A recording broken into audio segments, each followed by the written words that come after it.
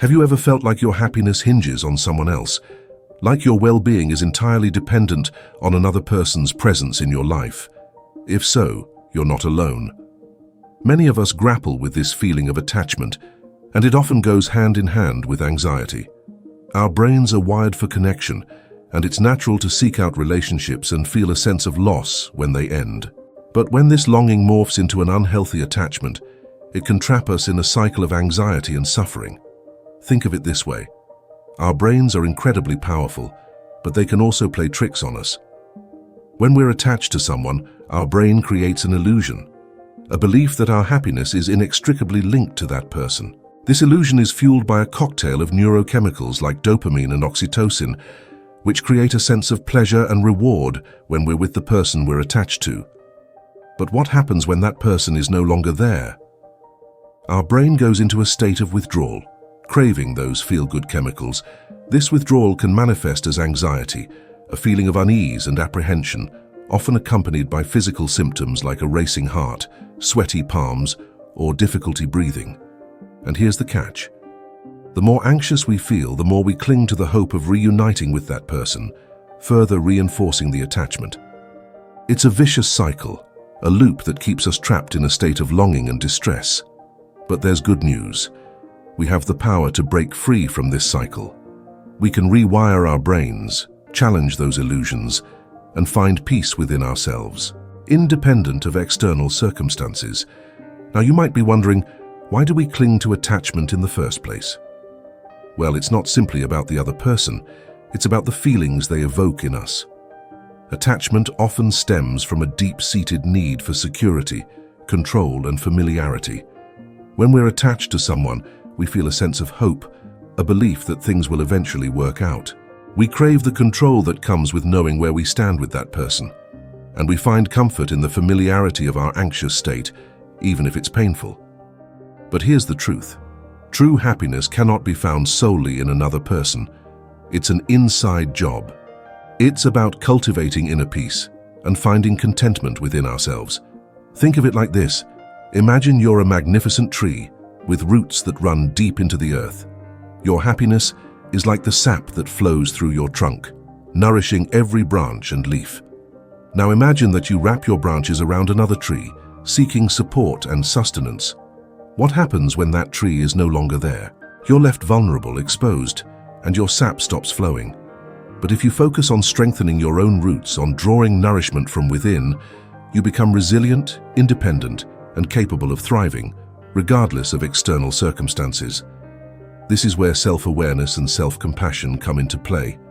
By understanding our own thoughts, emotions, and behaviors, we can start to challenge those illusions that keep us trapped in attachment. And by treating ourselves with kindness and understanding, we can navigate the challenges of detachment with grace and resilience. Now, let's talk about some practical steps you can take to cultivate detachment and find inner peace. First and foremost, acknowledge the reality of the situation. The person you're attached to has made a conscious decision to not be in your life. This might be a painful truth to accept, but it's a crucial step towards healing and moving forward. Next, focus on self-care. Prioritize activities that nourish your mind, body, and soul. This could include meditation, exercise, spending time in nature, pursuing creative endeavors, or simply engaging in activities that bring you joy. Remember, self-care is not selfish. It's an act of self-love, a way of honoring your own needs and well-being. Another powerful tool for cultivating detachment is setting boundaries. This means learning to say no to things that drain your energy or don't align with your values.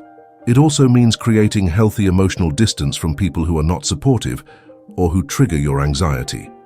Setting boundaries can be challenging, but it's essential for protecting your inner peace and creating a life that truly aligns with your authentic self. Now let's delve a little deeper into the neuroscience of anxiety. When we experience anxiety, our brain activates the amygdala, the part of our brain responsible for processing emotions, particularly fear and anxiety. The amygdala sends signals to the rest of our body, triggering the release of stress hormones like cortisol and adrenaline. These hormones prepare us for fight or flight, a survival mechanism that helped our ancestors escape from danger. But in the context of attachment, this fight or flight response can keep us trapped in a state of hypervigilance, constantly scanning for threats and anticipating the worst. To counteract this, we can engage in practices that soothe our nervous system, such as deep breathing exercises, mindfulness meditation, or progressive muscle relaxation. These practices help to calm the amygdala, reduce stress hormones, and promote a sense of calm and well-being. Remember, our brains are malleable. We can rewire them through conscious effort and practice. By consistently engaging in activities that promote relaxation and self-awareness, we can train our brains to respond to challenges with more calmness and resilience. Now let's shift our focus to the concept of wholeness. Many of us believe that happiness is something we need to achieve, something that lies outside of ourselves. But the truth is, wholeness is our natural state. It's our birthright. Think of it like this. Imagine you're a puzzle, and each piece represents a different aspect of yourself. You have pieces that represent your strengths, your weaknesses, your joys, your sorrows, your hopes, and your fears. When we're attached to someone, it's like we're missing a crucial piece of our puzzle. We feel incomplete, as if something is missing. But the truth is, all the pieces are already within us. We just need to learn how to put them together. This is where self-discovery comes in. By exploring our inner world, by getting to know ourselves deeply, and accepting all parts of ourselves, we can begin to assemble our own unique puzzle, creating a sense of wholeness and completeness that is independent of external circumstances. Remember, you are not broken, you are not missing anything, you are whole and complete, just as you are. And as you begin this journey of self-discovery, remember that it's not about becoming an emotionless robot. It's about understanding your emotions, acknowledging them, and learning how to navigate them with grace and resilience. Think of your emotions as messengers, each carrying valuable information about your inner world. Anxiety, for instance, might be telling you that you're feeling insecure or threatened. Instead of pushing it away, try to listen to it. Ask yourself, what is this anxiety trying to tell me? What needs do I have that are not being met? By understanding the root cause of your anxiety, you can begin to address it in a more constructive way. Perhaps you need to set healthier boundaries, or maybe you need to practice more self-care. Or perhaps it's a sign that you need to delve deeper into your own self-awareness to understand the underlying beliefs and patterns that are contributing to your anxiety. Now let's talk about the role of expectations in attachment and anxiety. Often, we become attached to someone because we have certain expectations about how they should behave or how the relationship should unfold. When these expectations are not met, we feel disappointed, hurt, and anxious. But here's the thing. Expectations are often projections of our own needs and desires onto others. We expect them to fulfill a certain role in our lives, to make us happy, to complete us. But the truth is, no one else can do that for us. True fulfillment comes from within. It comes from accepting ourselves fully, with all our imperfections, and from creating a life that is aligned with our values and passions. So how can we let go of these expectations? One powerful technique is to practice mindfulness. Mindfulness is about paying attention to the present moment without judgment. It's about observing our thoughts and emotions without getting carried away by them.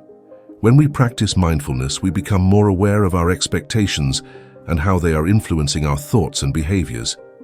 We can then begin to challenge these expectations, asking ourselves, are these expectations realistic? Are they serving me well? By letting go of unrealistic expectations, we free ourselves from the grip of attachment and anxiety. We create space for more authentic connections, based on mutual respect and understanding, rather than on our own projections and needs. Now, you might be wondering, but what if I truly love this person? Isn't it natural to feel attached? Of course, it's natural to feel love and affection for others, but love and attachment are not the same thing. Love is a boundless, expansive feeling. It's about wishing the best for the other person, even if that means letting them go. Attachment, on the other hand, is often rooted in fear and insecurity. It's about clinging to someone out of a sense of neediness or a fear of being alone. True love allows for freedom and growth. It celebrates the other person's individuality and supports their journey, even if it takes them in a different direction. So, how can we cultivate a love that is free from attachment? It starts with self-love. By accepting and valuing ourselves, we create a solid foundation for healthy relationships. We no longer need to seek validation or fulfillment from others because we already have it within ourselves. This self-love also allows us to set healthy boundaries in our relationships. We can express our needs and desires clearly and respectfully, without fear of rejection or abandonment. And we can allow others to do the same, creating a space for authentic connection and mutual growth. Now, let's talk about the importance of forgiveness in the process of detachment. Often, when we're attached to someone, we hold on to resentment or anger towards them, especially if the relationship ended in a painful way. But holding on to these negative emotions only keeps us trapped in the past. It prevents us from healing and moving forward. Forgiveness, on the other hand, is a powerful act of self-liberation. It's about releasing those negative emotions and choosing to focus on our own well-being. Forgiveness doesn't mean condoning the other person's actions. It simply means choosing to let go of the anger and resentment that are weighing us down. It's about recognizing that we all make mistakes and that holding on to grudges only hurts us in the end. Now, I want to share a powerful technique for cultivating forgiveness. It's called the empty chair technique. Find a quiet space where you won't be disturbed. Place an empty chair in front of you and imagine the person you need to forgive sitting in that chair. Then, speak to them as if they were truly present. Express your feelings, your hurt, your anger, your disappointment. Let it all out. And then, when you're ready, begin to express forgiveness. You can say something like, "I forgive you for hurting me. I release you from my anger and resentment. I choose to move forward with peace and compassion." This technique can be incredibly cathartic. It allows you to express your emotions in a safe space and to begin the process of healing and letting go. Remember, forgiveness is not about the other person. It's about you. It's about freeing yourself from the shackles of the past and creating a future filled with peace and possibility. Now, as we come to the end of our journey together, I want to leave you with a few final thoughts. Detachment is not a destination. It's a continuous process of growth and self-discovery. It's about learning to love ourselves unconditionally, to set healthy boundaries, and to cultivate inner peace, regardless of external circumstances. It's about recognizing that we are whole and complete just as we are, and that our happiness is not dependent on anyone or anything outside of ourselves. So embrace your journey, embrace your wholeness, and remember, you are capable of creating a life filled with joy, love, and inner peace. And here's a final thought to carry with you. The greatest prison that people live in is the fear of what other people think. So, break free from those chains. Live authentically, embrace your true self, and create a life that is truly yours.